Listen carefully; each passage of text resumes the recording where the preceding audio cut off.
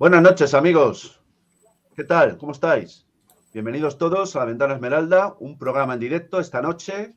Una noche muy especial porque si hay un tema, y mira que tenemos temas de candente actualidad y de interés general por razones obvias para todos, pero hay uno que inquieta especialmente, hay uno que de alguna manera ha generado y sigue generando un interés cada vez mayor, yo diría que cada minuto que pasa mayor, por la inquietud que está generando, por la tensión enorme que supone y por las gravísimas consecuencias que puede tener pues un conflicto armado, un conflicto bélico en la frontera ruso-ucraniana. Un problema que arranca de lejos, un tema que nos tiene a todos con el alma en vilo y todos estamos esperando qué es lo que va a suceder en las próximas horas porque la tensión no para de crecer y parece que las espadas no solo no están bajando de nivel, sino que cada vez parecen estar más altas. De todo esto vamos a hablar con tres expertos esta noche, con tres grandes especialistas, con tres personas que van a aportar más información de la que ya conocemos, más información de la que ya nos trasladan habitualmente los medios de información o desinformación generalistas, como queráis. Y desde luego, me parece que el programa que tenemos hoy ante nosotros es un programa de una importancia grande y sobre todo, bueno, un programa que ha generado y ha despertado una enorme expectación. Antes de hacer un planteamiento general de lo que va a ser el programa, yo quiero presentar a nuestros tres invitados de esta noche. En primer lugar, voy a hacerlo con nuestro amigo FJ Castillo. FJ, ¿cómo estás? Muy bien, gracias por Bueno, haberme invitado en el programa. muchísimas gracias, FJ, por acompañarnos desde la isla de Mallorca, ¿no es así? Sí, estoy en Mallorca, concretamente en Bueno, Calviá. ajá. Bueno, ¿cómo se está viviendo así brevemente la tensión reinante en el tema ucraniano de ese posible conflicto armado entre Rusia y Ucrania en las Islas Baleares? Bueno, hay problemas más importantes para mucha gente y esto parece que está muy lejos, pero la gente no se da cuenta que hay un gran peligro y que si al final las superpotencias se enfrentan, los problemas que tenemos día a día van a desaparecer y tendremos otro gran problema a nivel mundial. Muy bien, muchas gracias, FJ. Ahora mismo estaremos nuevamente contigo para hacer una presentación de tu persona. Vamos a dar la bienvenida. Buenas noches, amigo Sergio. ¿Qué tal estás desde Murcia? Hola, buenas noches. Pues nada, muchas gracias por invitarme y bueno, respondiendo también a la pregunta que le has lanzado a él, yo la verdad que tal y como ha dicho, actualmente pues tenemos todo el espacio informativo copado por el tema de coronavirus y demás, pero bueno, sí que es verdad que ya está habiendo pues un poco trasvase y todo se está canalizando a este tema de Ucrania, que efectivamente pues si termina estallando algo, por muy lejos que creamos que podamos estar en España, sin duda, pues vamos a sufrir las consecuencias. Muy bien, Sergio. Ahora mismo estamos contigo y ahora mismo hago tu presentación. Nuestro tercer invitado de esta noche, pues nos acompaña desde la localidad vizcaína de Durango. Buenas noches, amigo Adrián, ¿cómo estás? Buenas noches, Antonio. Encantado de estar con vosotros. Bueno, ¿cómo se ve desde ahí, desde Euskadi, desde la perspectiva que tienes como gran analista que eres de temas internacionales y también económicos? Este gravísimo problema que tenemos de la tensión creciente en la frontera ruso-ucraniana. Hombre, yo creo que hay una diferencia muy importante, vamos a decir, entre la gente en general, ¿no? Los que están un poco alejados de ámbitos estratégicos, ¿no? Yo creo que una sensación de desconcierto fundamentalmente, ¿no? Una sensación de extrañeza frente a que algo así esté sucediendo en este momento, ¿no? Entre personas que o por razones políticas, de análisis estratégico, etcétera, están más cercanas, pues desde luego, además de un cierto desconcierto, evidentemente, una enorme preocupación por lo que esto puede representar dependiendo mucho de cuál sea la canalización del conflicto y su, vamos a decir, su decantamiento, ¿no? Pues muy bien, Adrián, muchas gracias. Voy a hacer la presentación de nuestros tres invitados para que conozca nuestra audiencia un poquito, pues, quiénes son los tres protagonistas de esta noche. Voy a empezar por FJ. FJ es director general del Grupo Periódico de Baleares. Es también presidente cofundador de la Asociación de Medios de Comunicación Digitales. Asimismo, es redactor jefe en el periódico Tot Balears. También es presidente y cofundador de la Asociación Defensa de la Cultura de los Pueblos. En el año 2007 fue candidato a la presidencia del Gobierno Balear por el extinto Unión del Pueblo Balear. Finalmente, diré que en la actualidad, aparte de todas estas cosas que acabo de contaros, es experto pericial forense y presidente y fundador de la Plataforma Internacional de Peritos Judiciales Forenses. ¿Son correctos todos estos datos, amigo FJ? Son correctos, son correctos. Muy bien, pues muchísimas gracias, de verdad, por acompañarnos esta noche. Te lo vuelvo a reiterar en mi nombre y sobre todo en el nombre de la audiencia de La Ventana Esmeralda. Nuestro segundo invitado de esta noche es Sergio Martínez. Sergio Martínez es historiador. Aproximadamente desde hace un año es responsable de un canal que se llama Historias Bélicas que merecen ser contadas, siendo un canal que está centrado en la historia militar. Anteriormente fue también YouTube y un canal muy conocido que se llamó ¿Quién está detrás? Y que fue censurado y perseguido por los gestores de esta plataforma. Bienvenido al club, amigo Sergio. Pues nada, vuelvo a decir que es un placer estar aquí y nada, vamos a intentar dar alguna clave sobre lo que está pasando en Ucrania, que lamentablemente, pues si encendemos los medios de comunicación tradicionales, ¿no? Si te pone cualquier canal de televisión, al final pues siempre cada uno van para su interés y demás y no llegan a informar realmente de lo que está pasando. Yo, bueno, he intentado informarme por ucranianos que conozco y también por militares, ¿no? Del Ejército de España, que te pueden dar una información un poco más cercana y luego también pues hacer un poco una evolución de lo que ha venido siendo la historia de Ucrania a lo largo de este último siglo. Así que nada, vamos a ver si sale bien el programa y podemos dar, como digo, pues las claves de lo que está pasando. Claro que sí, Sergio, de verdad, muchísimas gracias. Tú hace tiempo que no venías por aquí, pero bueno, de los tres invitados eres el único que ya tiene alguna experiencia como invitado en La Ventana Esmeralda. Muchas gracias por acompañarnos. Nuestro tercer invitado es Adrián Celaya. Adrián Celaya se encuentra, como decía antes, en la localidad vizcaína de Durango. Él es presidente de la consultora ECAI Group, especializada en asesoramiento estratégico. Es profesor de Economía Aplicada en la Universidad del País Vasco. Ha sido delegado en el Comité Asesor en Política Industrial de la Unión Europea y directivo en empresas del sector financiero e industrial. Es colaborador habitual en medios de comunicación y autor de más de 30 publicaciones, la última de las cuales, El futuro de Europa, bases para un nuevo modelo, pues es una publicación que está dando muchísimo que hablar. Adrián, ¿son correctos estos datos? Sí, son correctos. Si quieres algo, digamos, como complemento de lo que ha comentado Sergio, yo creo que es bueno que seamos conscientes de que al final estamos situados efectivamente en un contexto limitado a la hora de captar y gestionar información, porque evidentemente vivimos en un país que es parte dentro de este conflicto. Y esto, pues bueno, no siempre hace fácil filtrar adecuadamente pues las informaciones y los datos que se reciben. Bueno, vamos a comenzar el programa, si queréis ya, vamos a meternos de lleno en harina, ¿verdad? Porque son muchísimas las preguntas que se me ocurren que os podríamos hacer, muchísimas las preguntas que están llegando a través también del chat, de la gente que está interesada y siguiendo este programa, que están siendo muchas de momento, hay casi 400 personas en directo, que para empezar llevamos muy poquitos minutos o muchas. Bueno, para romper el hielo, yo querría una respuesta, para empezar, una respuesta telegráfica para los tres. ¿Es inevitable la guerra en Ucrania?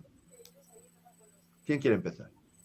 Bueno, sí que puedo empezar yo, así Venga. como hemos empezado, y así llevamos un poco de orden. ¿Es inevitable? Sí que es evitable la guerra en Ucrania. De hecho, aquí lo que pasa que es una zona geoestratégica y bueno, y el historiador Sergio ya nos dirá, pues todo el tema este lo lleva el tema económico, sobre todo por el tema del gas. O sea, esto se lleva por estos motivos. Si fuera Albania o fuera otro país, no interesaría, pero esto estamos hablando de un sitio muy estratégico. Del gas y de las tierras negras que se llaman, que son Efectivamente. las tierras mejor susceptibles de explotación que existen en el mundo entero, si no estoy equivocado. Sí, yo bueno, un caso que pasó y Sergio lo podrá decir, cuando China invadió el Tíbet no tenía nada y fue invadida. Aquí no interesa que Ucrania sea invadida por Rusia, por lo que estoy comentando, por el tema de los intereses económicos. A fin de cuentas son intereses, por desgracia, lo que le mueve la mayoría de países. O sea, en tu opinión, es evitable la guerra en Ucrania. Totalmente, es evitable y se evitará. A lo mejor, yo también he tocado, como ha dicho Sergio, he tocado algunos militares de alto rango y bueno, algunos me han dicho, militares españoles me refiero, a militares españoles me han dicho que igual hay una carta hay un cambio, un canje, Venezuela por Ucrania.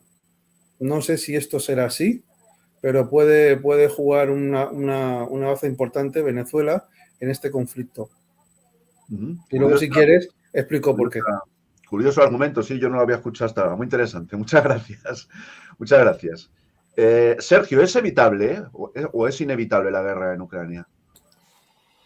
Pues a ver, esa pregunta como cada uno se la tome, ¿no? Evidentemente todos los conflictos son evitables. Otra cosa ya es, por así decirlo, quién consigue imponerse y si consiguen llegar a un acuerdo o finalmente pues uno es más fuerte que los demás y como digo, pues termina imponiendo su voluntad. En cualquier caso, Ucrania es un país que actualmente está en un estado de semiguerra civil, en suspensión, intermitente, llamémoslo como quiere, o sea que realmente lo que es un conflicto ya hay. Ahora se están metiendo de lleno pues las distintas potencias que desde mi punto de vista pues ya estaban un poco metidas, pero ahora se están metiendo pues un poco con más intensidad. Y sí, lo que me han transmitido a mí también los militares con los que he podido hablar es que van a haber palos, ¿no? Si dos palabras textuales, van a haber palos. Ya lo que hay que analizar, lo que hay que ver es si, bueno, si se van a producir pues enfrentamientos de pequeño tamaño o si al final pues va a ir escalando algo mayor. Pero bueno, ¿es evitable? Sí, claro que es evitable. Otra cosa es que, entre comillas, los de arriba pues se pongan de acuerdo. Adrián, ¿qué opinas? Bueno, sí, yo creo que hay que decir que en este caso es evitable. Quizás no lo sería tan claramente si tuviéramos solo en cuenta el contexto geopolítico de los últimos años, cómo ha evolucionado, cuál es la situación actual, y si hiciéramos abstracción de algo muy importante, que es el armamento nuclear, ¿no? El armamento nuclear, por un lado, por la teoría de la destrucción mutuamente asegurada, ¿no? Que sabéis que era una teoría puesta en marcha como un claro deterrente, un claro límite para que nadie diese el paso ante una situación que no iba a solo suponer la destrucción del enemigo, sino la destrucción mutua de las dos partes. Y por otro lado, por esa perspectiva que se ha ido asentando durante las últimas décadas de que una guerra nuclear entre las grandes potencias supondría quizás el fin de la humanidad, ¿no? Desde la perspectiva de los riesgos de invierno nuclear y desde la perspectiva de la expansión radiactiva de las consecuencias de algo semejante, ¿no? Claro, la dimensión de este riesgo es de tal nivel que es lo que yo creo que es en este caso el factor fundamental que nos debe llevar a pensar que lo más probable es que se evite cualquier tipo de guerra, porque una guerra convencional, una guerra táctica entre las dos grandes potencias sería en último término casi imposible evitar que derivara en una guerra nuclear. Eso ellos lo saben. Entonces, yo creo que esa amenaza, vamos a decir, histórica, civilizatoria, es seguramente el factor que nos debe llevar a pensar que la guerra necesariamente es evitable. Claro. Para poder comprender el problema gravísimo ante el que nos encontramos, ante la creciente tensión que parece aumentar por momentos, quizás sería bueno, que aprovechando que tenemos a 3 expertos como vosotros con nosotros esta noche, conocer cuál es el origen del problema. Porque claro, nosotros conocemos, bueno, el gran público conocemos un poco, nos remontamos al año 2014, que es cuando tiene lugar la ocupación de parte del territorio ucraniano por parte de Rusia y la anexión de la península de Crimea en el Mar Negro, ¿no? Pero más atrás, ¿cuál es el origen de toda esta historia? Porque parece que se remonta más allá del año 2014 y más allá de que, ahora hablaremos de ello, fueran no atendidos los acuerdos de Minsk que fueron firmados en febrero del año 2015 tras la anexión de la península de Crimea por parte de Rusia. Para que nuestra audiencia pueda conocer un poco más el problema en su origen, ¿podríais explicarnos brevemente a cuándo se remonta y el por qué? ¿Cuál es la causa de toda esta historia? Bueno, hay que recordar a la gente que nos está viendo que el presidente actual de Rusia, Putin, fue el jefe de la KGB. Eso ya para empezar. O sea, que tiene mucha información privilegiada durante estos años. Yo voy a ser muy breve. Yo creo que todo esto viene debido cuando cayó la Unión Soviética.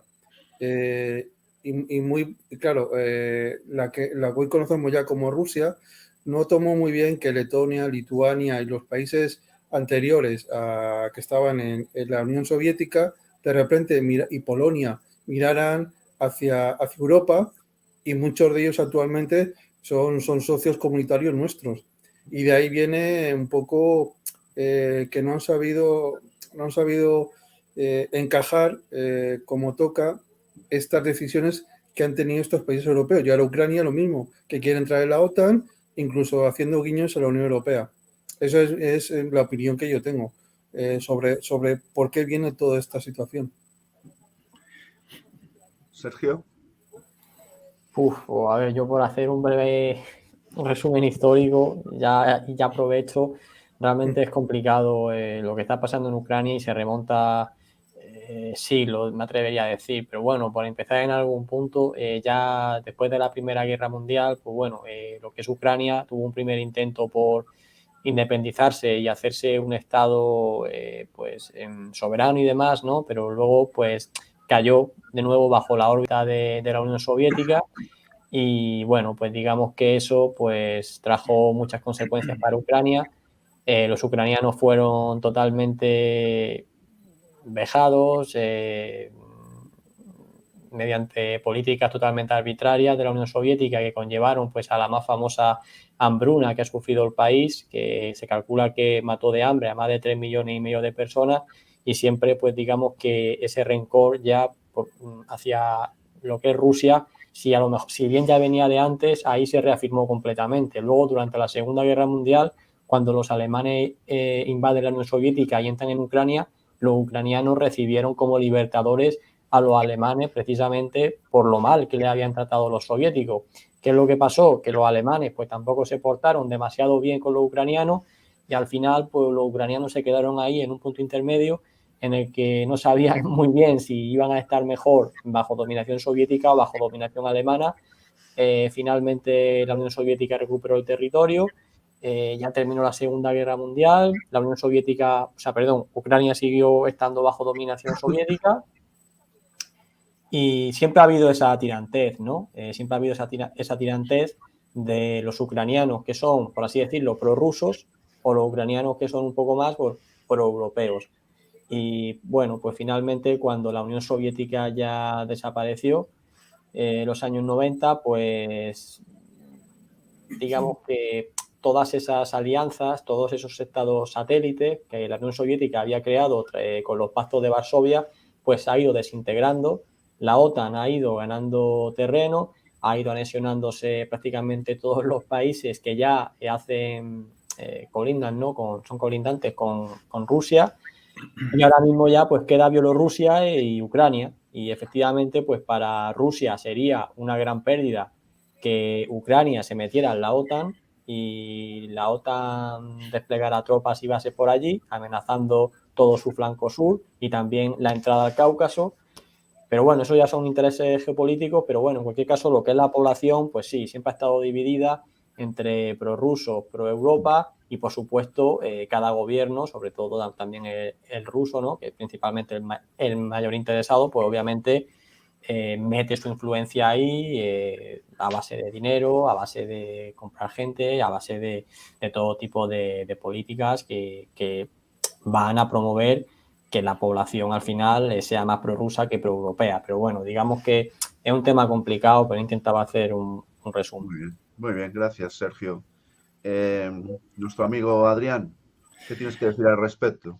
Bien, vamos a ver, por colocar el punto de origen en algún sitio, voy a hacer como Francisco José, vamos a hablar del final de la Unión Soviética. Claro, la primera pregunta es, cuando se disuelve la Unión Soviética, a partir de ese momento, ¿por qué no desaparece la OTAN? Que en teoría era un bloque antisoviético. Yo creo que esto nos ha dejado claramente una perspectiva muy clara de que en realidad la OTAN lo que estaba haciendo era defender los intereses de la élite corporativa, esa élite corporativa que controla Europa y Estados Unidos, ¿no? Entonces, ¿qué ocurre en ese momento? Que los intereses hegemónicos fundamentalmente de Estados Unidos, pero también de esa élite corporativa europea, pues consisten en expandirse con dos objetivos fundamentales, que eran asegurar ese control mundial que de pronto se les había puesto en las manos en los años 90. A fines de los 90 nos encontramos con el proyecto Nuevo Siglo Americano, que es un proyecto que elaboran los neoconservadores en Estados Unidos en el año 1999, donde se dice claramente qué tenemos que hacer para asegurar que el siglo XXI sigue siendo un siglo americano. Entonces hacen un análisis de riesgos, detectan, bueno, tenemos dos problemas, que es que no controlamos China y no controlamos Rusia. Entonces diseñan una estrategia que consiste en la destrucción de los países musulmanes autónomos durante un proceso, y los citan cuáles son, que luego los fueron invadiendo, y a partir de la desestabilización del mundo musulmán conseguir desestabilizar a Rusia y China. A la vez, en Europa se va produciendo una progresiva expansión de la OTAN con objetivos claramente enfocados en la misma dirección. ¿Qué ha ocurrido? Bueno, pues durante estos años, primero ocurrió el año 2000 lo que se llamó la revolución de Putin, que supuso en la práctica derribar a los oligarcas que estaban, en definitiva, que era la misma élite oligárquica que controla Europa y Estados Unidos, y eso es lo que no se le perdonó a Rusia, porque claro, en los 90 Rusia, que estaba absolutamente destruida, estaba controlada, vamos a decir, por los nuestros, mientras que a partir de ese momento se convierte en un enemigo a batir desde todos los puntos de vista. Y algo similar ha sucedido hace algunos años con la China de Xi Jinping, que después de décadas de colaboración estratégica con las multinacionales occidentales, de pronto empieza a adoptar una política de anticorrupción y, digamos, de delimitación de los espacios de las multinacionales chinas y extranjeras, que hacen que cada vez se le considere más como un enemigo estratégico, ¿no? Entonces, lo que ha sucedido, y esto ya se vio en las elecciones norteamericanas recientes, es decir, que así como la legislatura de Trump fue una excepción, porque frente a unas políticas exteriores vocalmente muy agresivas, pero se convirtió en el perro ladrador poco mordedor, porque resulta que fue el único presidente de Estados Unidos que no invadió ningún país. Pero ya se vio que el ala, lo que se llama allí el ala de la guerra, ¿no? El bando de la guerra, estaba claramente enfocado a favor de la victoria de Biden, y que esa victoria de Biden, que no era Biden, sino que en realidad era ese ala belicista estructurado alrededor de Obama y de Hillary Clinton, que iba a ser tremendamente peligroso. Nosotros ya advertimos que el riesgo, si ganaba Biden, el riesgo de guerra mundial era altísimo, ¿no? Durante los primeros meses con la salida de Afganistán, tal, pues bueno, pensamos que quizás estas estrategias se estaban de alguna forma suavizando, pero luego hemos sabido que la reflexión en el bando de la guerra norteamericano ha sido que, bueno, después de estos 20 años ha fracasado esa estrategia de destrucción de los países musulmanes autónomos, y entonces ahora tenemos que ir directamente contra China y contra Rusia. Y entonces eso es lo que están haciendo pues en el verano aproximadamente con el conflicto de Taiwán y ahora con respecto a Rusia, ¿no? Ahí, por supuesto, además de en el año 2000-2002 haber derribado a esa élite oligárquica, hay otra cosa que no se le perdona a Putin y es, por supuesto, su papel internacional y fundamentalmente que a través de medidas de intervención relativamente controladas, pero fundamentalmente la intervención en Siria, pues ha destruido esa estrategia de la élite occidental de controlar los países musulmanes, ¿no? Esa intervención en Siria reposicionó también a Irak y la relación entre Irán, Irak, Siria y Líbano, y todo esto ha destruido esa estrategia de 20 años. Bueno, después de esta lección magistral que nos habéis dado los tres para empezar un poco y conocer un poco el origen del conflicto, quería plantear una nueva cuestión. En el año 1991, cuando cae la Unión Soviética y se disuelve el Pacto de Varsovia el 1 de julio, el 14 de julio, 1 de julio, 14 de julio, no me acuerdo muy bien, del año 1991, uno de vosotros, me parece que ha sido Adrián, ha planteado, claro, una cuestión que yo me he planteado siempre, ¿no? Vamos a ver, si resulta que el Pacto de Varsovia era la razón de ser de la Alianza Atlántica, creada en 1949, mientras que el Pacto de Varsovia lo fue en 1955, y resulta que el Pacto de Varsovia se disuelve en 1991, ¿qué razón de ser tenía entonces el que continuase existiendo la Alianza Atlántica, el Tratado de Washington, la OTAN, para que nos entendamos? En el año 1991, si no estoy mal informado, la Alianza Atlántica tenía en Europa únicamente 14 países integrantes, 14 estados. Bien, en el año 2022, que es en el que nos encontramos ahora, la Alianza Atlántica tiene en Europa 30 países, ¿vale? No sé, para mí está claro que el afán expansionista de la Alianza Atlántica no tiene ningún tipo de límite y, bueno, pues ha llegado hasta las mismas fronteras de Rusia, ¿no? En el año 1997 se firma el acta fundacional Rusia-OTAN. Ahí se acordaron una serie de cuestiones, otras se dedujeron o se pudieron deducir. Parece ser que una de ellas no escrita fue el compromiso, insisto, no escrito de que en ningún caso Ucrania formaría parte de la Alianza Atlántica.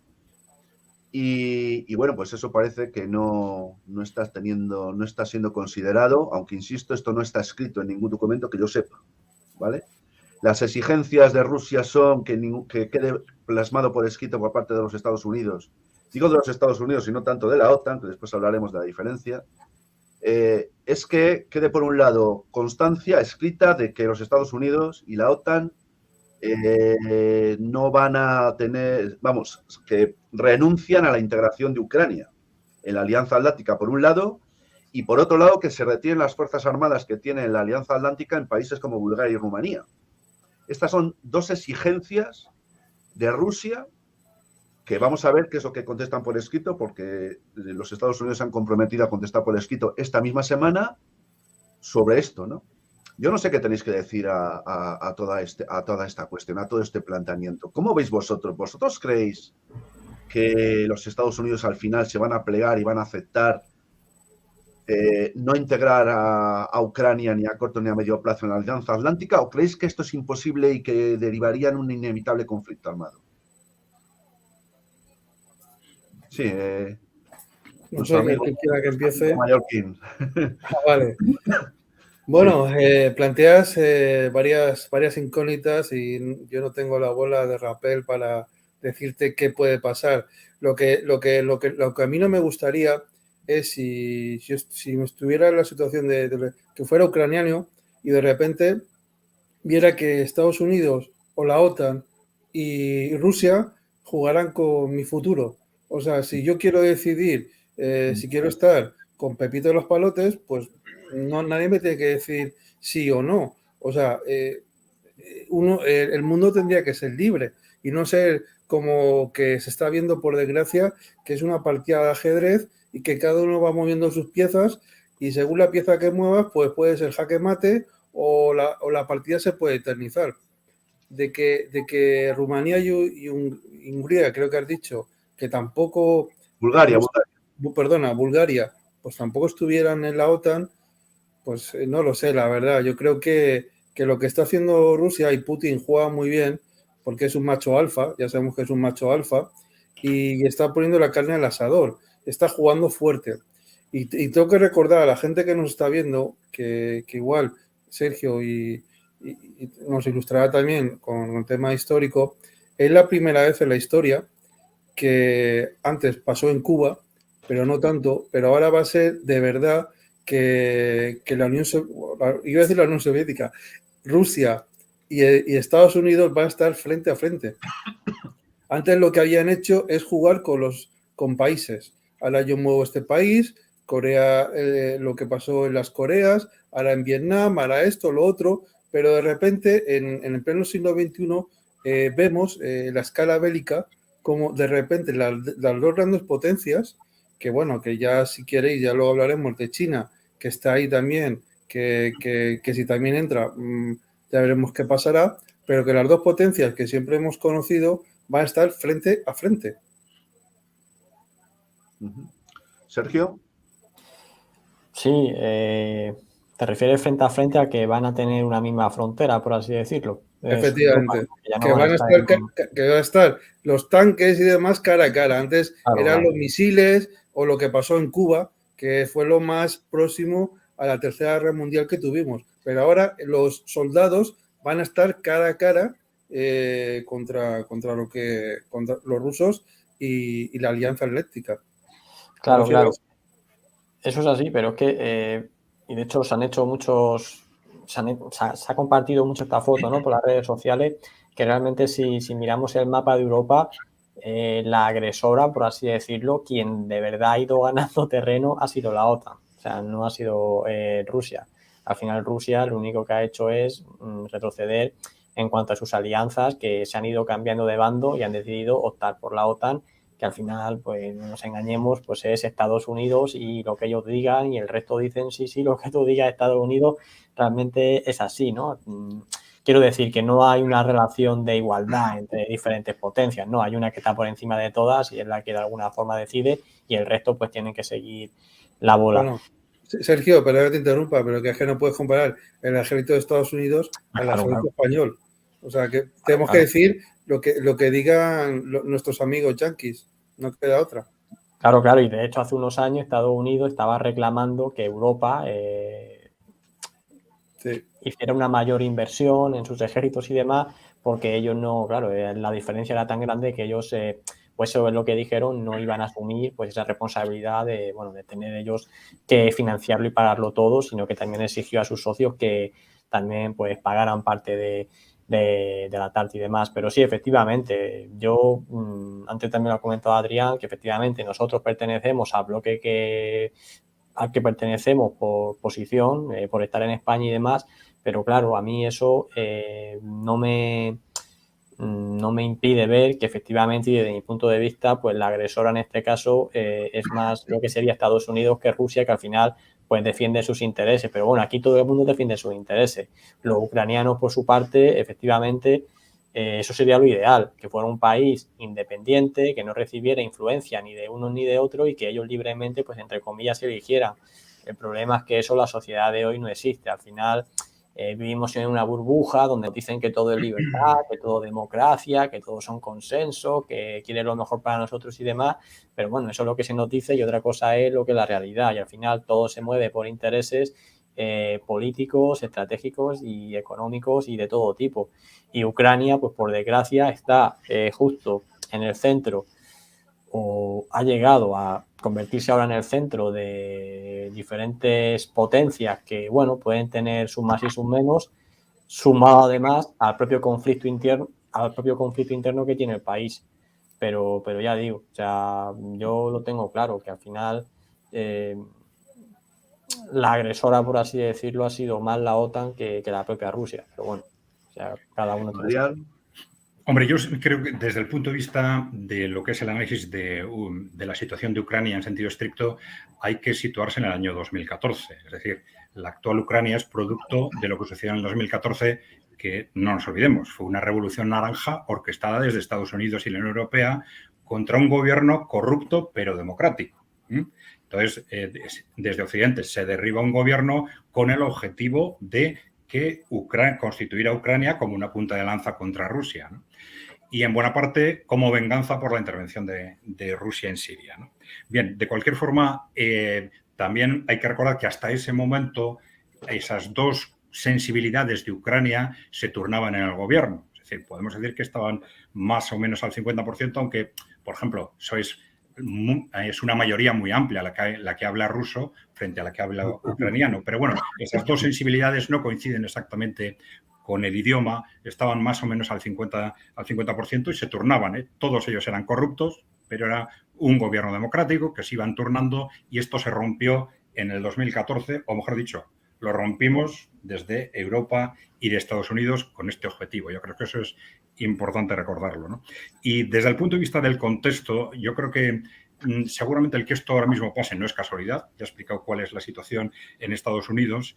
Hay un factor muy importante, que es que estamos en un momento de crisis civilizatoria desde el punto de vista de Occidente, con una élite corporativa que se está sintiendo amenazada por tres factores. Primero, la falta de control de Rusia y China como factores emergentes en el mundo y, consecuentemente, la pérdida de la unipolaridad a favor de Estados Unidos.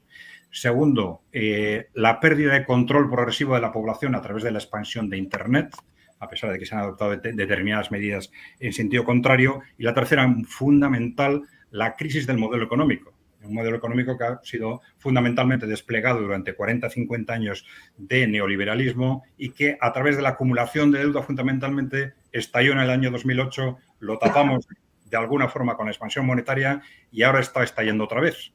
Y esto se vio claramente que sucedió en el año 2019 en concreto, y ante ese estallido hay una especie de histeria en la élite occidental y ya sabemos que las situaciones de histeria son peligrosísimas desde el punto de vista de buscar responsabilidades para lo que está sucediendo y para las medidas que se pretendan adoptar, ¿no? Esto hace muy peligrosa especialmente la situación actual. Muy bien, gracias, Adrián. Yo quería decir, bueno, alguna pequeña acotación, algún comentario que habéis dicho algunos de vosotros. Evidentemente, desde el punto de vista del derecho internacional, todos los estados son soberanos y todos los estados son independientes y, en consecuencia, todos ellos son libres de decidir, pues, con quién estar y con quién no estar, ¿vale? Bueno, pero yo, que soy licenciado en Derecho y que me gustó mucho el estudio del derecho internacional público, sobre todo, también llegué a la conclusión, pese a ello, de que el derecho internacional público era el cuento fantástico más bonito que se había contado hasta la fecha, ¿no? Es decir, un conjunto de normas que no sirven absolutamente para nada, que son todas preciosas, que formalmente son maravillosas, pero que a la hora de la verdad lo que juega es el poder, lo que juega es el equilibrio de fuerzas y lo que juega es lo que juega. Es decir, el argumento de que Ucrania puede decidir si ser amigo de los Estados Unidos, no tanto de la OTAN, o de Rusia, yo creo que teóricamente sí es así, pero que en la práctica eso no es verdad. Bueno, si me permites una precisión, hombre, hay que tener en cuenta que la decisión de que Ucrania ingrese en la OTAN no es una decisión de Ucrania, es una decisión de dos partes. Con lo efectivamente, tuvo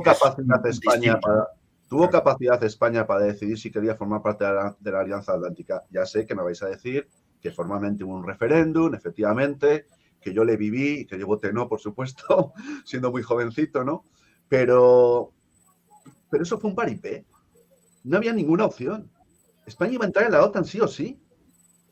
O sea, no es verdad que los estados sean soberanos. Hay un equilibrio de fuerzas donde hay grandes superpotencias.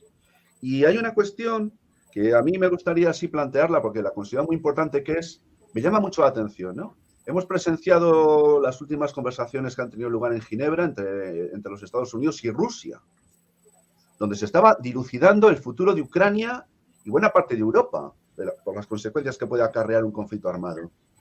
Sin embargo, allí no había ningún interlocutor llamado Europa, ni había ningún interlocutor llamado Ucrania. ¿Pero de qué estamos hablando aquí? Pero vamos a ver por qué, cuál es el motivo por el que se ha abandonado el llamado formato de Normandía. Para los que no lo sepan, el formato de Normandía estaba constituido por un grupo de 4 países que eran, si no recuerdo mal, Francia, Alemania, Rusia y Ucrania. ¿Qué eran los países? Bueno, pues que se reunieron en ese marco a fin de tratar de dilucidar y de resolver sus problemas. Bueno, pues ahora vienen, primero fue en Normandía, luego fue una ciudad italiana, no me acuerdo cuál, y finalmente en Ginebra, creo que también se han reunido en Viena. Allí hacen y deshacen los Estados Unidos y los rusos lo que les da la gana, sin contar para nada ni con Ucrania ni con Europa.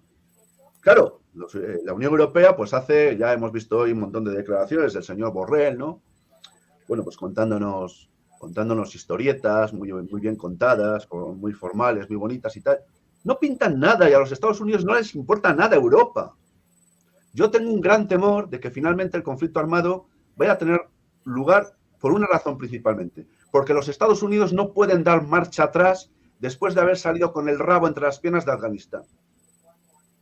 Volver a hacer lo mismo en Europa ahora sería el principio del fin del imperio norteamericano. Esa es mi opinión.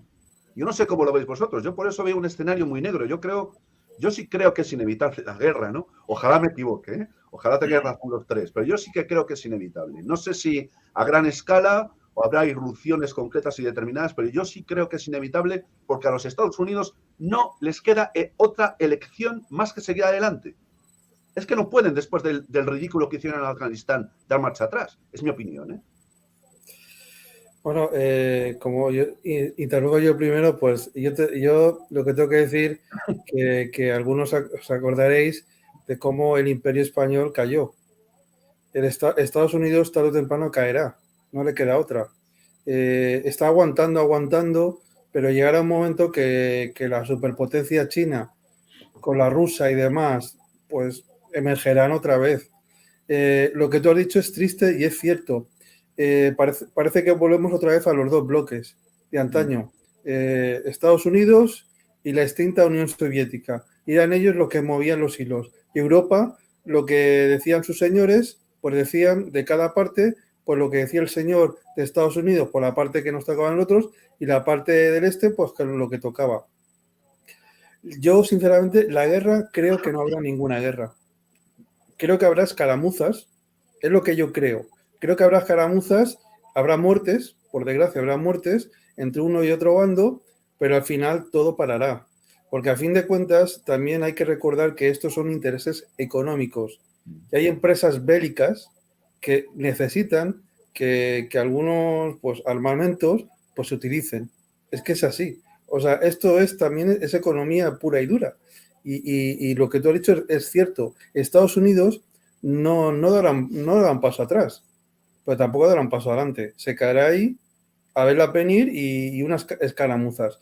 Yo creo que durará un mes y poco, y al poco firmarán un pacto, y el pacto que creo que firmarán, que Ucrania nunca podrá entrar en la OTAN. O durante un tiempo no podrá entrar en la OTAN. Y así Rusia tendrá ese espacio vital que Putin exige, ese espacio vital de seguridad que dice, como bien ha dicho Sergio, la OTAN ha ido moviendo por todos los países europeos y poco a poco le ha ido comiendo el terreno a Rusia, y de repente lo que no quieren los rusos es que tengan tanques o tengan misiles prácticamente al lado, que en menos de 10 minutos, como aquel dice al lado de Moscú. Es lo que pasa. Sí, Sergio.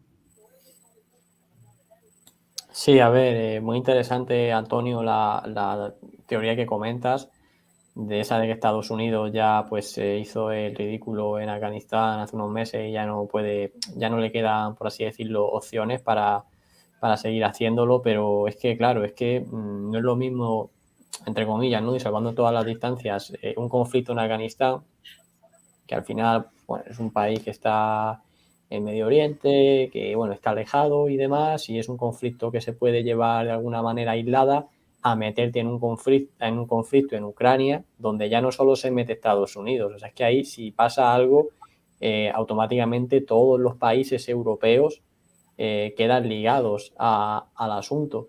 Y claro, pues mira, a lo mejor también lo están haciendo por eso, porque de alguna forma no se quiere comer el marrón ella sola y necesita que toda Europa se vuelque en ese conflicto, cosa que si fuera en algún país de África o si fuera en Afganistán o donde sea, pues no iba a pasar. Pero bueno, al ser en Ucrania, pues sí que puede haber una mayor implicación de Europa por pura necesidad. A mí lo que me han transmitido desde el ejército es que no se sabe muy bien por qué se ha comentado que España debe ser uno de los países que sirvan de punta de lanza en estas operaciones que se pueden iniciar en Ucrania con Rusia. Es una cosa que por parte del ejército pues no se entiende por qué tiene que ser España uno de los países principales que se meta en todo esto, ¿no? De alguna forma hay miedo, hay preocupación en que se produzca algún tipo de altercado, algún tiroteo, alguna bala perdida, que así es como empieza realmente a moverse todo, que comienza muriendo un soldado en una operación que no está muy clara y demás, que además es de un país europeo, por lo cual ya toda Europa se tiene que implicar y está claro que si algo empieza, va a empezar así.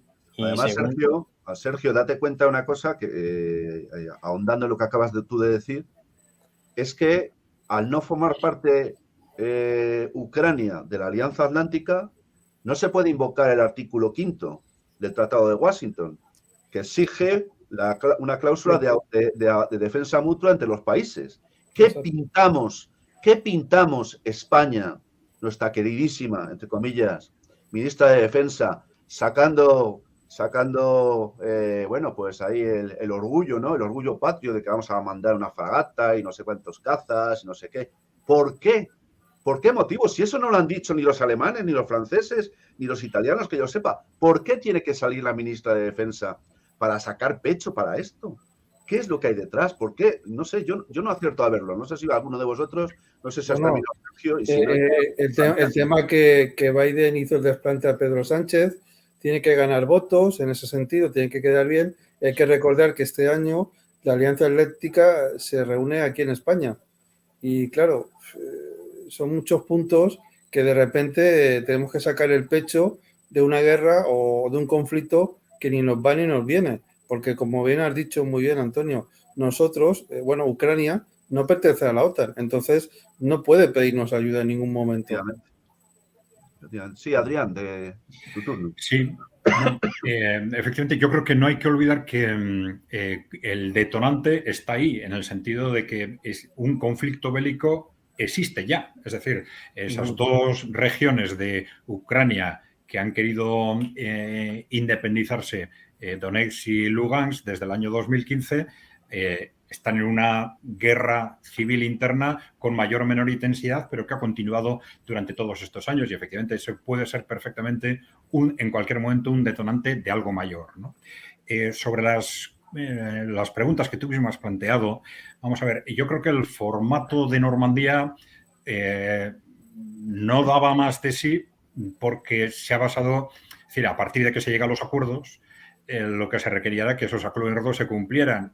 Ucrania ha incumplido sistemáticamente los acuerdos porque evidentemente no estaba contenta con el resultado. Entonces se ha visto que no es Francia y Alemania quedaron totalmente desautorizadas, que eran los que se suponía que eran garantes de que aquello iba adelante, y esta es la razón de que ahora no se confíe en ese formato para continuar o dar salida a este proceso, ¿no? Con respecto a Europa, hombre, yo creo que en Europa estamos en una situación, desde el punto de vista geopolítico, muy deficitaria, ¿no? ¿En qué sentido? Pues si nos fijamos en la clase política europea de ahora, por decirlo de alguna forma, el nivel estratégico de la clase política europea actual, pues es quizás el peor desde principios del siglo XX, por decirlo de alguna forma. No hay más que fijarse en los perfiles de los líderes de los distintos gobiernos y lo que eran simplemente hace unos años, pues un Kohl, un Mitterrand, incluso un Schröder, etcétera, ¿no? O un Chirac, ¿no? Por ejemplo, ¿no? Pero el nivel estratégico ha caído de una forma impresionante, a pesar de que el contexto objetivo nos está pidiendo otra cosa. Es decir, estamos en la situación, así como en los años 90, al caer la Unión Soviética, reunificarse Alemania, se pensaba que iba a ser la oportunidad para que Europa se hiciese autónoma frente a Estados Unidos y se asentara como potencia mundial. pues pasó justo lo contrario. Es decir, ¿por qué? Pues fundamentalmente porque entonces Estados Unidos era muy fuerte.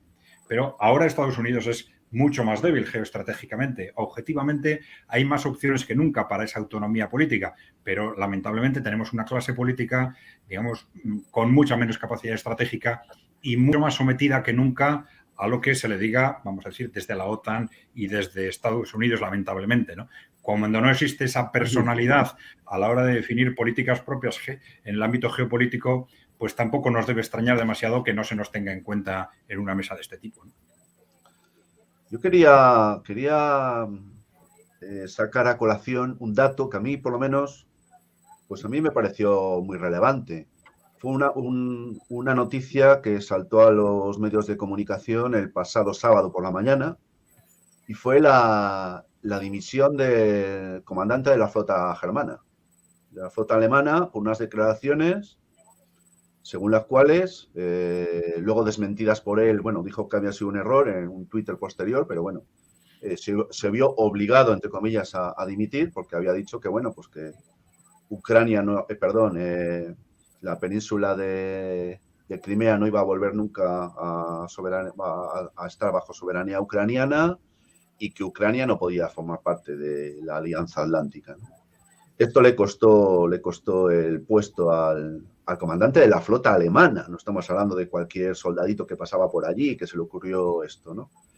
Claro, a mí me ha hecho pensar esto, porque claro, si el comandante de la flota alemana dice algo como eso, no creo que estuviera hablando de una manera individual. Igual estaba haciéndose eco de un sentir que igual, pues no sé si puede ser mayoritario o no mayoritario, o relevante o no relevante dentro de lo que es la estructura del mando militar germano en el mar, ¿no? Y otra cuestión que quería decir también o plantear es el tema del gas. Es que el gas es un arma tremendamente potente que tiene Rusia. Pero ¿quién se va a atrever de los países europeos, si finalmente hubiera un conflicto armado, a imponer sanciones económicas que nos están contando, que se han puesto todos de acuerdo, que serán muy duras, que son unánimes, no sé qué? ¿Quién se va a atrever a imponer medidas económicas a Rusia cuando se depende del gas ruso en un porcentaje importante por parte de numerosos países de la Unión Europea? ¿Qué va a pasar con el gasoducto? El Gulf Stream 2. ¿Qué va a pasar con eso? ¿O es que los Estados Unidos ya han garantizado a sus queridos aliados europeos que los Estados Unidos se encargarán de hacerles llegar el gas que necesiten en su caso? Porque claro, es que el arma que tienen los rusos, que es el gas, es poderosísimo. Yo no sé cómo lo veis este tema a un nivel geoestratégico, de la importancia que tiene el gas como arma, entre comillas. También, Antonio, supongo que manejáis este dato que voy a decir yo ahora mismo. En Algeria hay tropas de rusos por el tema del gas, no sé si lo sabíais. No, yo no. Pues o sea, hay tropas rusas en Argelia. Sí, por el tema del gas también, para presionar también a Europa. O sea que ya Rusia se está posicionando y está moviendo su ficha. Claro, el gas es muy importante por el tema que entra o por vía española o por vía del tema de Rusia. Con el tema de Siria, pues bueno, ha pasado lo que ha pasado y ahora pues estamos como estamos. El tema es que, claro, volviendo un poco al tema, que nos estamos dejando llevar por Estados Unidos en un conflicto que ni nos va ni nos viene. Y ese es el problema. Claro, al final nos interesa geopolíticamente por el tema del gas, porque es lo único. Por lo demás, es un conflicto que de una manera u otra se tendría que solucionar mucho antes y no llegar a estos extremos. Porque por desgracia hay que recordar, y Sergio lo podrá decir, que hasta no hace mucho, hace unas décadas, tuvimos una guerra cruenta y cruel en Yugoslavia, la extinta Yugoslavia, y Europa prácticamente no hizo nada. No movió ficha. Nada, absolutamente. Se hicieron atrocidades contra la humanidad, que era increíble las matanzas que se hizo. Y no se hizo nada. ¿Y ahora qué pasa? ¿Que se va a hacer algo por el tema del dichoso gas, porque interesa, por el tema económico, porque siempre lo mismo, es el tema económico. Yugoslavia no interesaba, eran 4 rejuntados que se había juntado ese país, se había hecho un invento y de repente no se llevaban bien. Desde que pasó esto, pues empezaron a matarse unos a otros. Y ahora que tenemos que ir a apagar el fuego a Ucrania porque interesa por el tema geoestratégico del gas, pues ahí tenemos al menos por la parte de mi respuesta. Sí, pues es muy interesante este tema. Yo la información que tengo, no sé si vosotros manejáis otra, es que actualmente el gasoducto que pasa por Ucrania, que viene obviamente de Rusia, se encuentra aproximadamente a 1/3 de su capacidad. Y bueno, pues como sabéis, Europa está como está. Antes hablabais de los líderes europeos, que son los más nefastos de la historia. Bueno, son los más nefastos de la historia desde mi punto de vista, porque han sido puestos ahí a dedo precisamente para interpretar un papel y llevar a Europa a un punto. Europa hace muchos años que ha decidido desaparecer, ha decidido suicidarse, ha decidido tener la natalidad más baja de su historia, ha decidido importar una inmigración masiva a costa de su propia población. Con el tema de la energía ha decidido empezar a cerrar centrales nucleares, a cerrar minas, plantas de carbón, todo tipo de industria, o sea, ha decidido suicidarse. Y ahora que en España, que era un país que antes pues teníamos una energía más o menos autosuficiente, recientemente sabéis que España se ha opuesto también al uso de centrales nucleares y demás, y sigue con ese programa de recortarlas todas, vale, me parece muy bien, pero ¿qué va a pasar? Que al final dependemos siempre de los demás, y cuando depende de los demás, pues tienes que estar subyugados a ellos, y es que no tiene otra, ya sea a Estados Unidos, ya sea a Rusia, ya sea a Argelia, ya sea quien sea. Y al final es en lo que han convertido Europa en un estado lo más débil posible, inestable y sobre todo dependiente. Entonces, pues bueno, efectivamente Europa ahora mismo está quemando sus últimas reservas de gas que tenía almacenado. Hemos tenido recientemente el conflicto que ha pasado entre Marruecos y Argelia con el corte de parte de un gasoducto, queda otro que viene directamente de Argelia a España, que bueno, es que está como está, el de Finlandia más o menos sigue operativo, y en Ucrania pues pasa este problema y como la información que yo tengo está más o menos a 1/3 de su capacidad, y en cualquier caso Europa ahora mismo energéticamente es totalmente deficiente y esta situación solo va a hacer que empeorar cuando vaya pasando el tiempo. Entonces, claro, esto es un marrón, porque si de verdad algún país se queda sin energía, ya sea Francia, Alemania, España, el país que queráis de Europa, esto va a ser un auténtico marrón. Y entonces, pues bueno, no sé si un poco a la desesperada están intentando salvar esto y, por supuesto, pues bueno, puede ser una excusa para entrar de esta forma tan activa en Ucrania, cuando todos sabemos, y como bien acaba de decir el compañero, al final siempre se decide invadir en un país dependiendo de los recursos que tiene.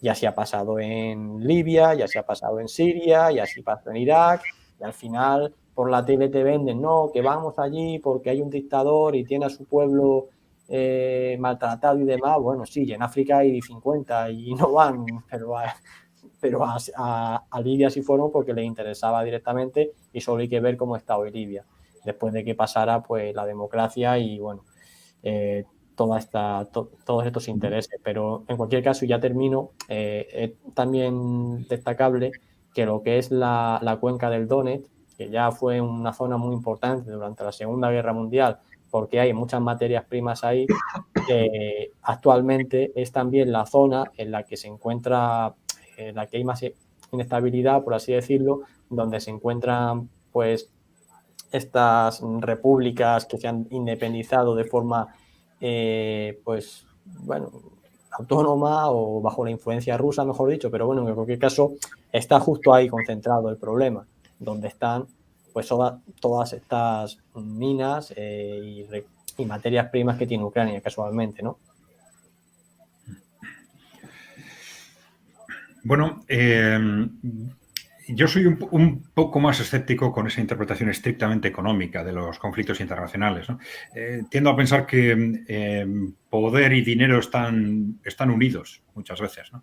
Entonces, el poder muchas veces puede ser un objetivo en sí mismo para muchas decisiones de de política internacional. Por eso comentaba antes, en mi opinión, esa estrategia general de dominio mundial, de asegurar el mantenimiento de la hegemonía por parte de Estados Unidos y de la OTAN, es en sí mismo un contexto que nos está marcando un objetivo fundamentalmente de poder, ¿no?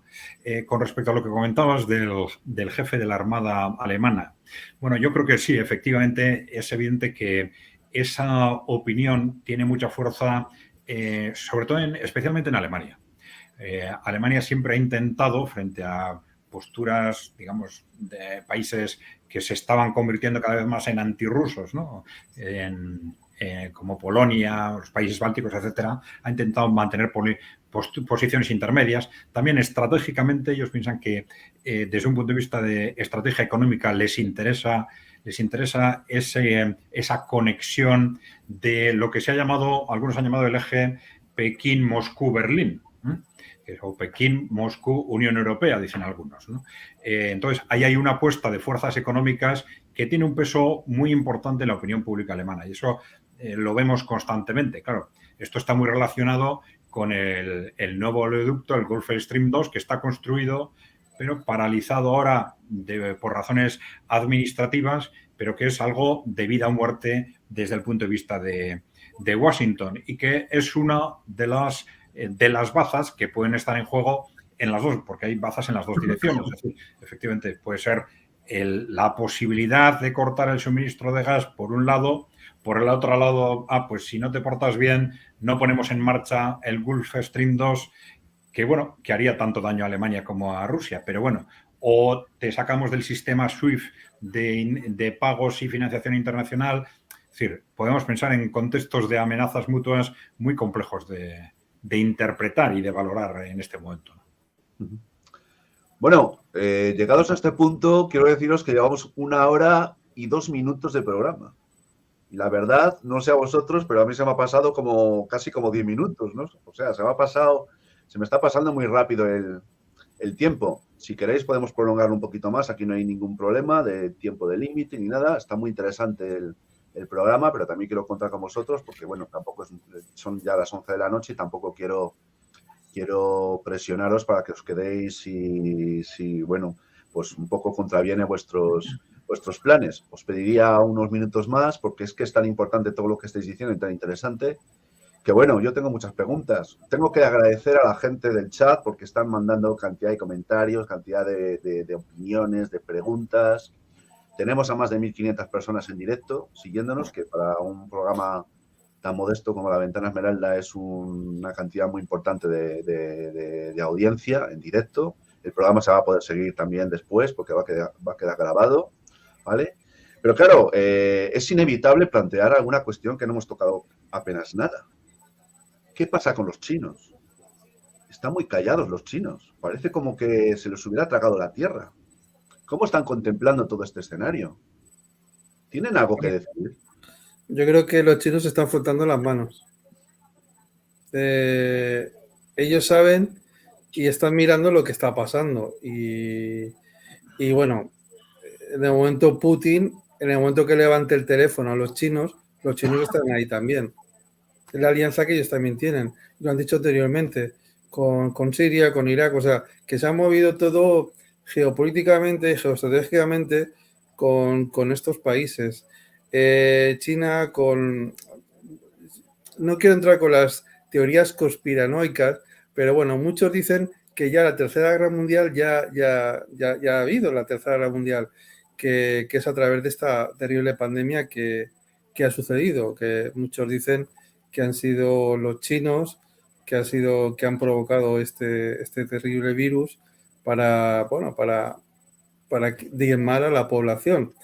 Y eso es una información que, según dicen, que lo tiene el señor Biden, que lo tiene Estados Unidos, y se sienten un poco como atacados de lo que ha pasado. Y yo te digo que, a mi entender, creo que China va a estar esperando a ver qué pasa en este conflicto. No creo que intervengan para nada, porque no les interesa tampoco. No es un conflicto que les interese en demasía, a no ser que el señor Putin levante el teléfono, como he dicho, anteriormente y le pida ayuda.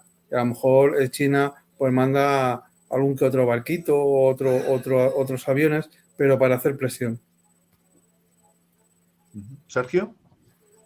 Pues precisamente antes, Antonio, has comentado el tema de lo que ocurrió en Afganistán y allí sí que quedó claro que uno de los países que más beneficiado salió de que Estados Unidos fuera de allí fue China, ¿no? Que automáticamente pues empezó a negociar y a adueñarse de recursos de Afganistán y de hecho fue de los primeros países en reconocer al nuevo gobierno que se formó allí después de esta salida de Estados Unidos.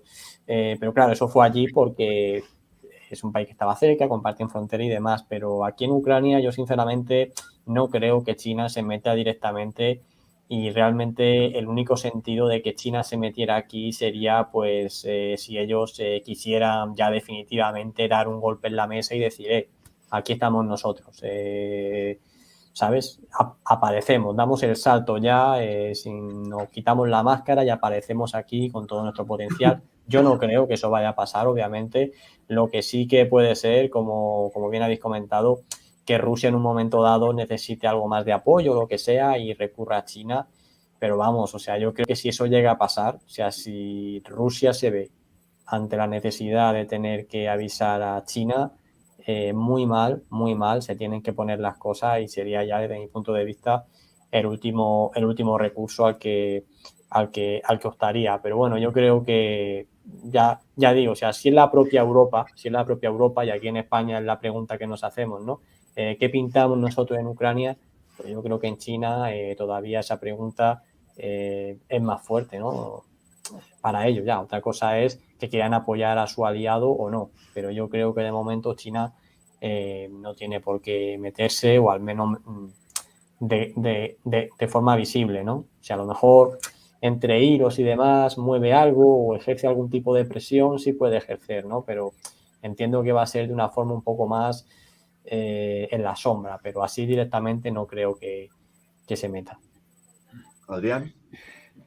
Sí, bueno, yo creo que sí ha habido un par de declaraciones de China, relativamente discretas porque no han tenido mucho eco, pero en las que han dicho claramente, han dado la razón, digamos, a la reclamación de Rusia de las garantías que exigen, ¿no? De las garantías estratégicas que exigen. Eso formalmente, en ese sentido, han cumplido el papel. Sobre lo que pase a partir de ahora, claro, evidentemente depende del contexto. Tampoco van a quemar su imagen internacional sin motivo, si no es necesario.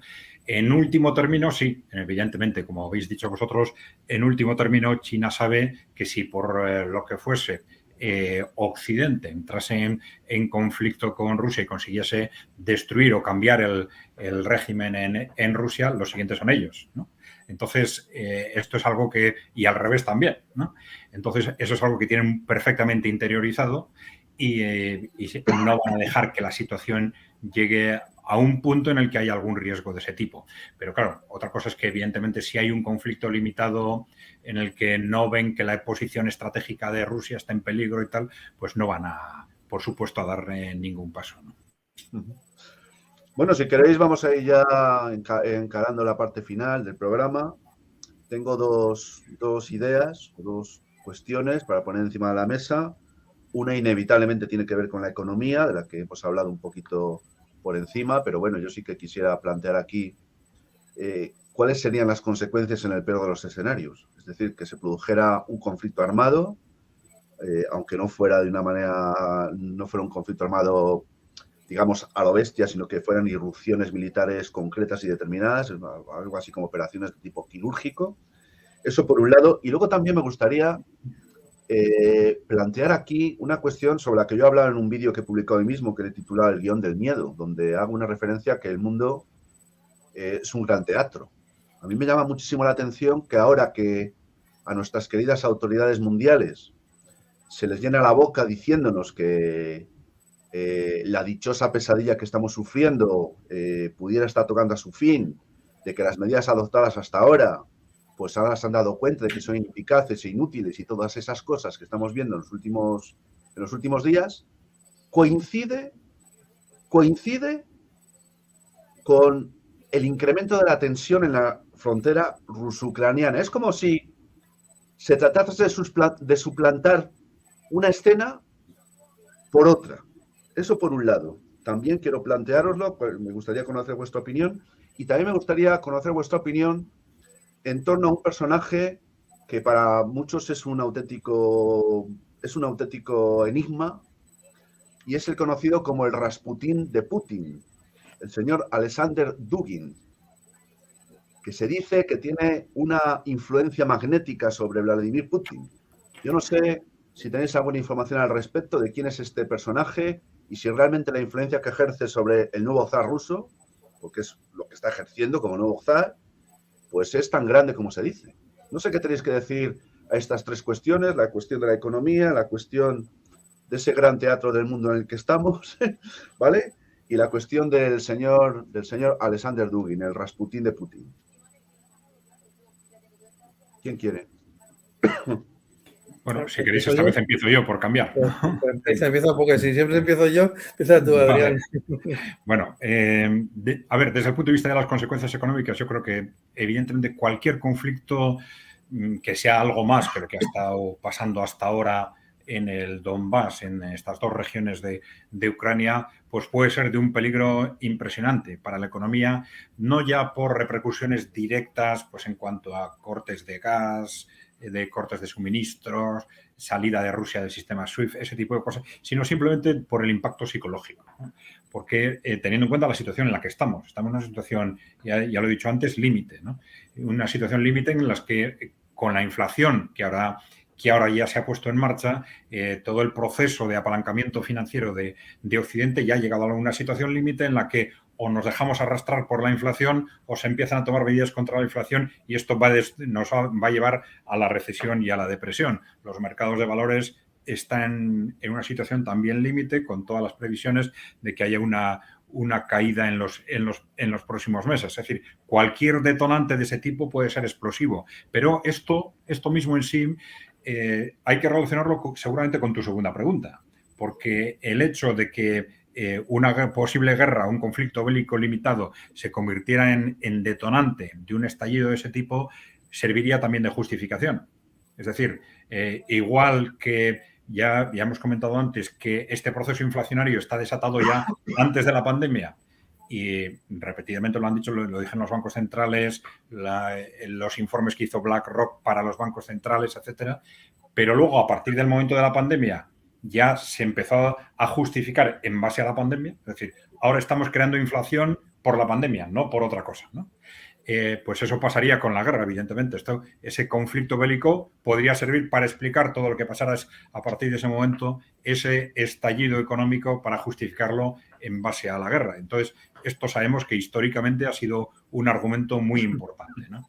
Sobre Dugin, hombre, yo no diría tanto que es el Rasputin, yo diría que es un intérprete, ¿no?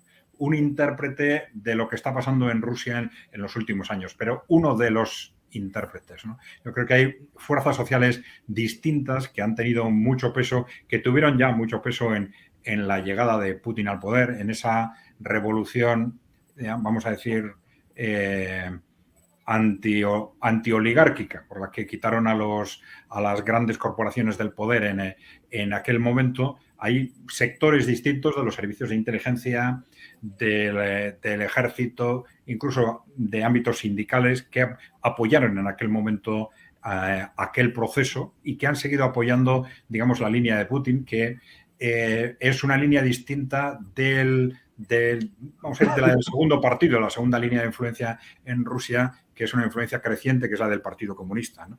Yo creo que Dugin es, con sus teorías, uno de los intérpretes de lo que está sucediendo en Rusia, que lo está interpretando desde un punto de vista civilizatorio, vamos a decir, ¿no? Pero bueno, creo que es simplemente uno de los intérpretes. Sería las teorías de Alexander Dugin estarían muy en la línea de lo que se ha hablado, o se ha dicho, que podría ser la teoría de la gran Europa.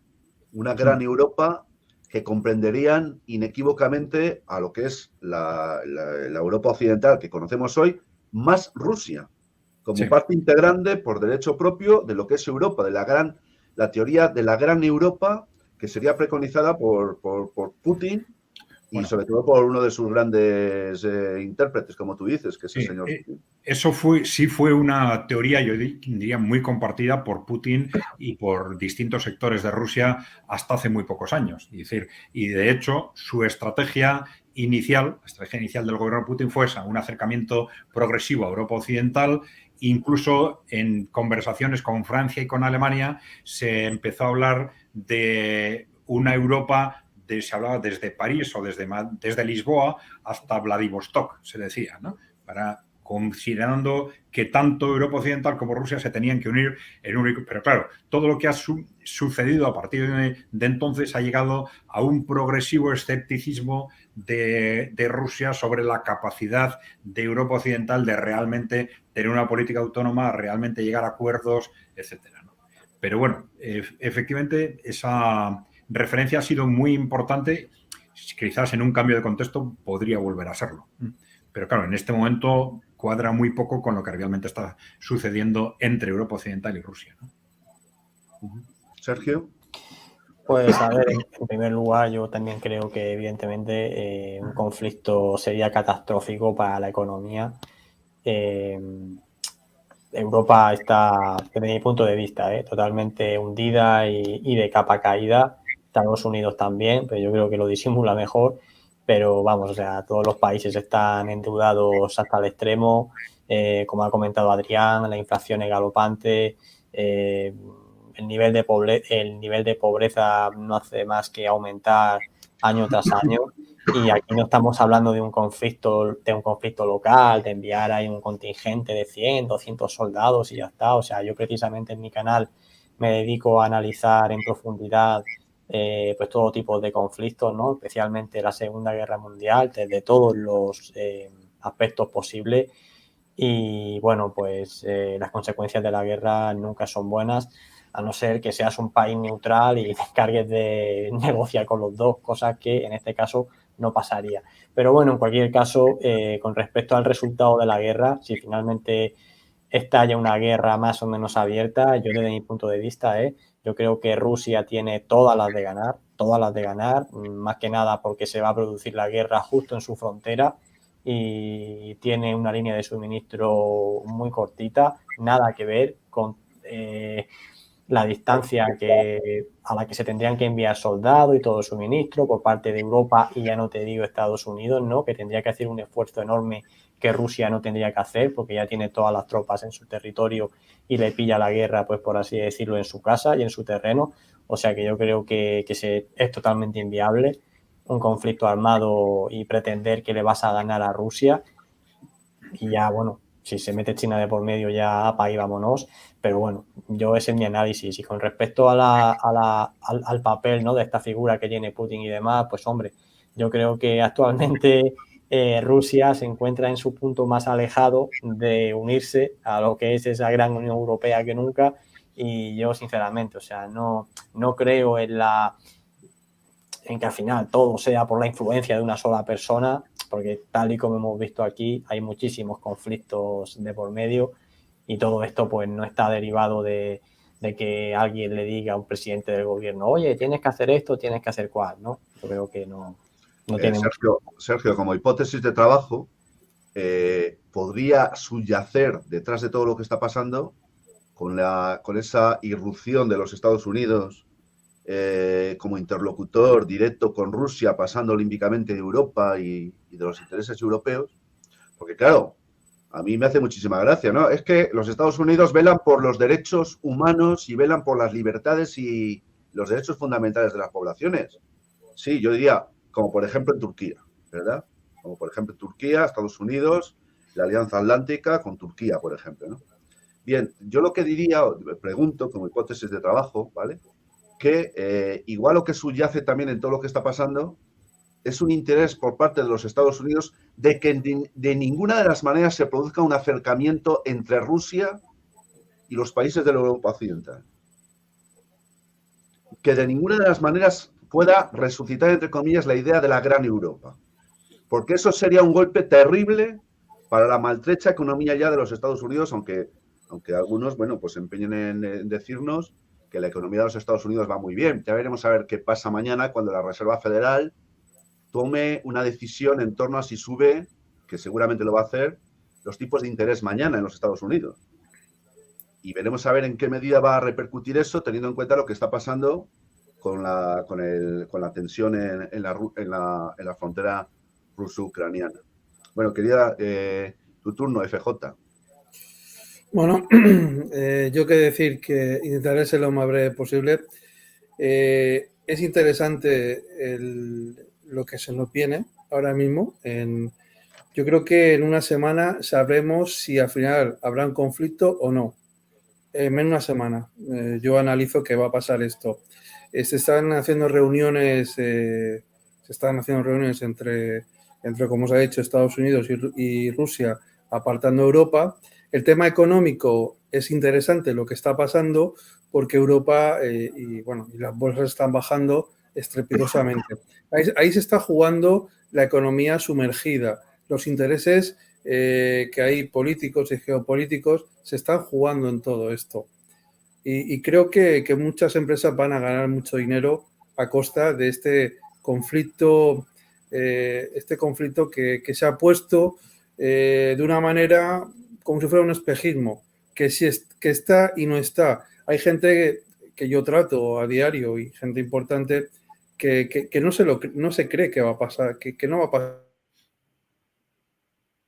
pasar nada. Y yo lo creo directamente. No creo que haya una guerra, no creo que haya un conflicto. Creo que habrá escaramuzas porque a Rusia no le interesa en ningún momento entrar en conflicto directo con Estados Unidos y sus aliados, porque a fin de cuentas también van a perder en muchos aspectos.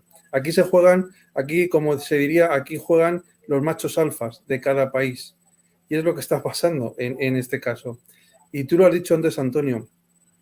Hace mucho tiempo, yo como director del Grupo Periódico Baleares, que es un medio de comunicación, que tenemos un periódico, tenemos una radio y tenemos una televisión, hay muchos medios de comunicación tradicionales que están a expensas de los poderes fácticos y que a veces pues van cambiando las noticias según intereses políticos, porque ahora interesa que se vea de una manera este país o hay que enfocarlo pues estas empresas de otra manera.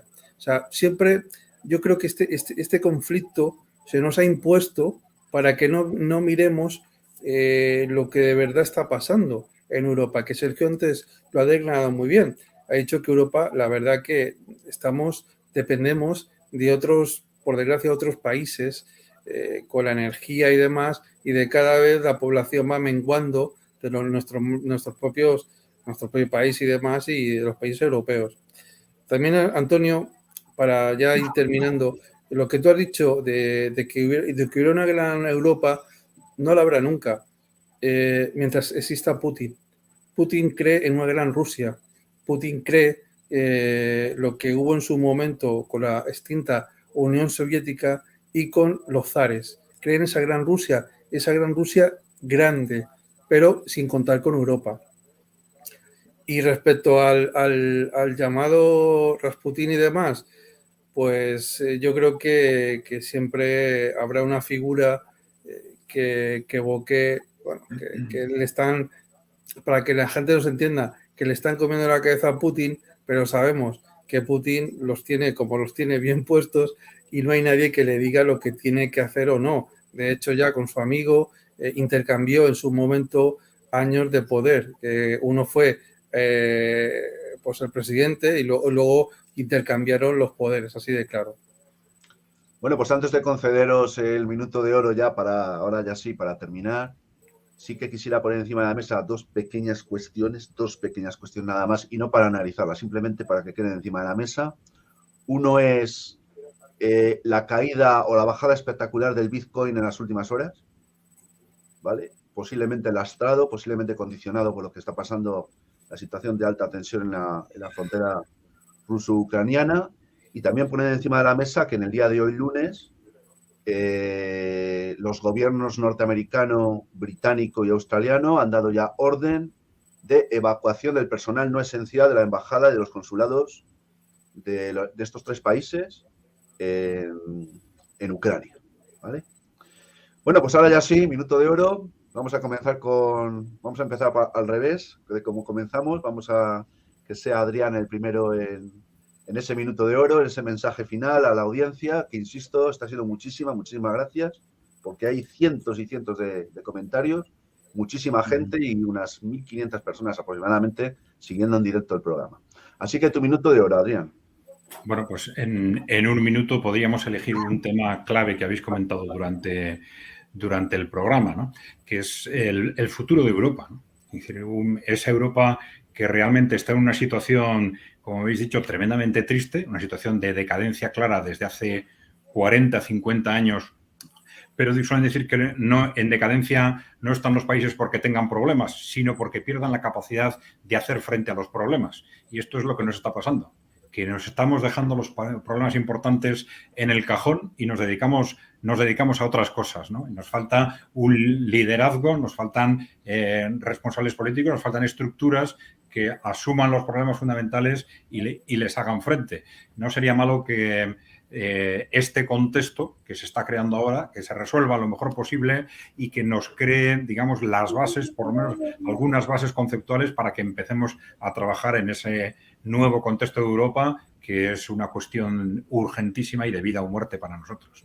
Por tanto, ¿habrá conflicto armado, amigo Adrián? ¿Sí o no? Bueno, vamos a hacer una quiniela. Ahí tenemos que hablar siempre de probabilidades, ¿no? No, yo creo que apostaría por un conflicto muy limitado. Muy bien. Pues muchísimas gracias, Adrián, de verdad, por habernos acompañado esta noche desde Durango, de esa bellísima localidad vizcaína. De verdad, muchísimas gracias. Y espero conocerte personalmente pronto, porque tengo pensado ir por Euskadi y no tardando. Sería estupendo. Sería un placer conocerte. Muchas gracias. Sergio, tu minuto de oro. Pues nada, agradecerte que me hayas invitado a esta tertulia y, bueno, respondiendo a esa última pregunta sobre si habrá guerra o no, yo tengo que decir que históricamente siempre que una guerra está en el aire, ¿no? Por así decirlo, que aún no se ha iniciado, necesitan que las poblaciones se odien entre sí, ¿no? Primero hay una fase que se va, pues de alguna manera, calentando a la población y se va caldeando el ambiente y pues no ha pasado nada, ¿no? Yo creo que ningún país en Europa tiene actualmente el permiso, por así decirlo. Luego ya habría que valorar si lo necesitan o no, pero yo creo que todo el mundo es partidario de no ir a ninguna guerra. Y de hecho también se está hasta testeando, ¿no? Me consta que se está testeando dentro del ejército a los propios militares cuál sería su actitud en caso de que algo gordo se liase. Y hasta en el propio ejército la respuesta es que no. Realmente la sociedad iba a decir que es pacifista. Bueno, es pacifista entre otras muchas cosas, pero lo principal es que no quiere saber nada de nada, ¿no? Y ni mucho menos de una guerra. Y yo creo que no hemos llegado a esa situación, ¿no? No se nos ha metido todavía. Sí que es verdad que casualmente, pues todo este tema de la pandemia y demás está terminando justo ahora, que se inicia otro problema mayor, ¿no? Siempre hay un tema principal con el cual pues es el que tiene que ocupar todo el espacio mediático y demás, y cuando termina uno empieza otro. Y también se está produciendo eso, pero yo no percibo todavía pues ese ambiente que sea propenso a una guerra. En cualquier caso, yo me inclino más por lo que ha dicho Adrián, de que a lo mejor la guerra civil que se está produciendo, pues a lo mejor se intensifica un poco, se tiene que llegar a algún tipo de pacto, algún tipo de acuerdo de última hora en el que Ucrania se comprometa a lo de siempre, ¿no? Que si se produzcan nuevas elecciones, que si la gente decide y demás, con los distintos intereses de cada país metiéndose de por medio, pero vamos, yo creo y también espero que todo termine ahí, sinceramente. Muy bien. Sergio, muchísimas gracias por haber vuelto nuevamente a Ventana Esmeralda. Ya sabes que tienes abierta siempre la posibilidad de volver y ha sido un placer. Y hemos contado contigo desde Murcia, así que de verdad que muchísimas gracias y adelante. Esperemos y deseemos que efectivamente pues las cosas no pasen de ese cauce que todos estamos viendo con resquemor en las últimas horas. FJ, Tu minuto de oro. Vamos con ese minuto de oro. A ver, yo tengo que decir que a la gente que nos está viendo, yo sí que creo que habrá un conflicto local, local en el sentido de que habrá escarceos de pequeñas batallitas y demás, y que los machos alfa al final pues disfrutarán de ese minuto de gloria que van a tener de que Estados Unidos y Rusia y demás pues han intervenido mutuamente y que se han matado entre ellos. Dicho esto, creo que luego se sentarán unas bases que esperemos que no vuelva a ser otra vez los bloques de Estados Unidos y la extinta Unión Soviética, y que ellos decidan lo que va a ser políticamente todo el tablero mundial. Que ahora Rusia diga, pues yo quiero Venezuela, yo quiero esto, yo quiero lo otro, y vayan jugando otra vez. Esperemos que Europa, de una vez por todas, pues coja su papel relevante de una manera o de otra, y que no sea el títere que suele ser normalmente con Estados Unidos. Y bueno, esperemos que estemos hablando dentro de 2 meses o 3 que esta pesadilla, entre comillas, ha terminado y se pueda sentar unas bases. Dicho esto, agradecerte, Antonio, dejarme participar en este programa que ha sido muy interesante, habiendo estado contigo, con Sergio y sobre todo también con Adrián.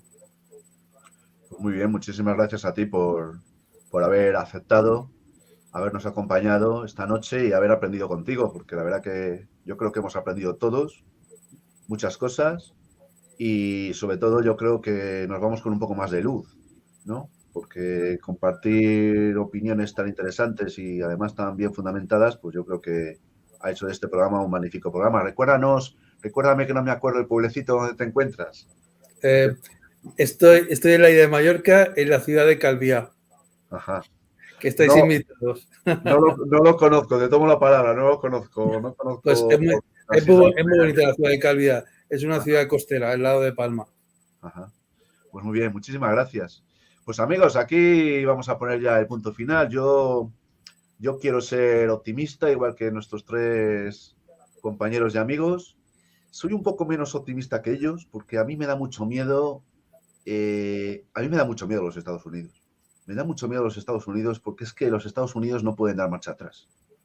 Y entonces tengo mucho temor a ver qué es lo que van a contestar por escrito en las próximas horas, en los próximos días, a esa propuesta, bueno, a esa exigencia de una propuesta por escrito que los rusos les han, entre comillas, exigido, ¿no? Vamos a ver, ojalá toda la sangre no llegue al río, ojalá termine todo como mal menor en unas escaramuzas puntuales, unas irrupciones puntuales en puntos muy concretos del territorio ucraniano, unas operaciones que ahora se ha dado en llamar operaciones quirúrgicas, que es un término que odio, pero bueno, ¿qué le vamos a hacer para que nos entendamos? Y bueno, pues yo creo que hasta aquí. Quedan muchísimas preguntas, quedan muchísimos planteamientos. Yo os convoco a que dentro de no mucho tiempo, pues cuando vayamos viendo cómo va evolucionando las cosas, pues nos volvamos a reunir para analizar un poco cómo ha sido, ¿no? Y sobre todo si hemos acertado en nuestros pronósticos, en estas quinielas que hemos formulado esta noche aquí en este programa. Muchísimas gracias en mi nombre, de verdad, y en el nombre de la audiencia de La Ventana Esmeralda. Insisto, han sido muchísimas las personas que nos han seguido en directo, que lo siguen haciendo. Cuando son las 23:36 se ha prolongado el programa, pero yo creo que ha merecido muchísimo la pena porque es que ha sido fantástico y muy enriquecedor.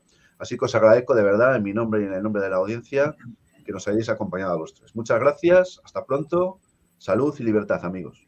Buenas noches. Gracias a todos.